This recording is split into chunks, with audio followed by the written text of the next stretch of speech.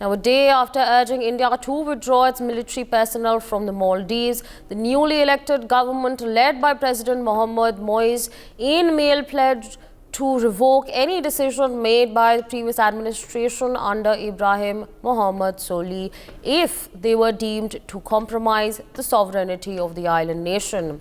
Moise's government revealed that 77 military personnel of India were at present stationed in the Maldives. It reaffirmed the new government's commitment to address public concerns regarding the presence of foreign military forces with the territory of the Maldives. It also started reviewing nearly 100 bilateral agreements in the Maldives inked in the past 5 years with foreign countries including India.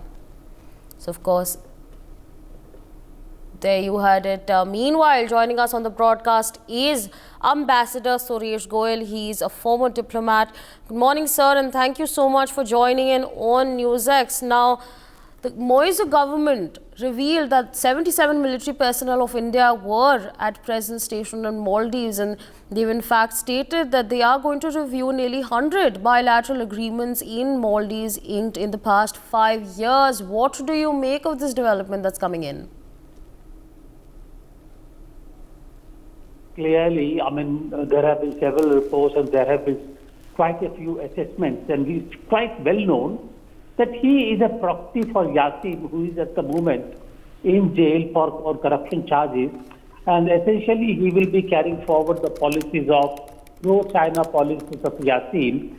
Still, there is also an allegation, report that during his time Yassin actually might be released from the jail, and Yassin will be the real power. Therefore, Marzu is actually acting on the policies of Yassin, and therefore when he says about reviewing the agreement, asking the Indian military personnel, who are very few in number, 77, who are basically manning the radar positions, etc., asking them to leave, is clearly a Chinese agenda, even though he may make them appear like balancing between India and China.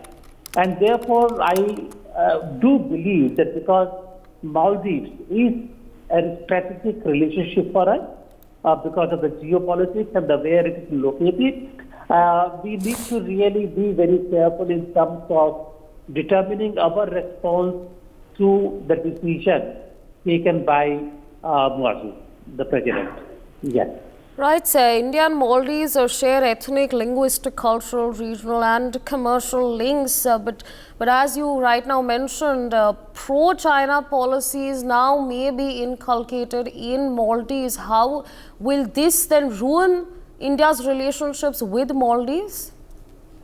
As I said earlier, because now the current dispensation in Maldives will be looking at the relationship with India not only in terms of the historical relations, people, cultural, etc., but for them, China factor is very, very important, and they are pro-China in their own outlook.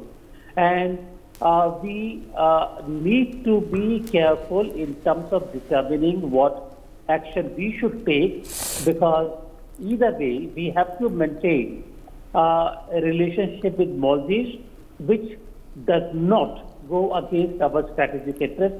I don't think I will say anything beyond this, because that's a response which the government has to determine, and there will be many factors going into determining that response. For more such videos, subscribe to the NewsX YouTube channel, hit the bell icon.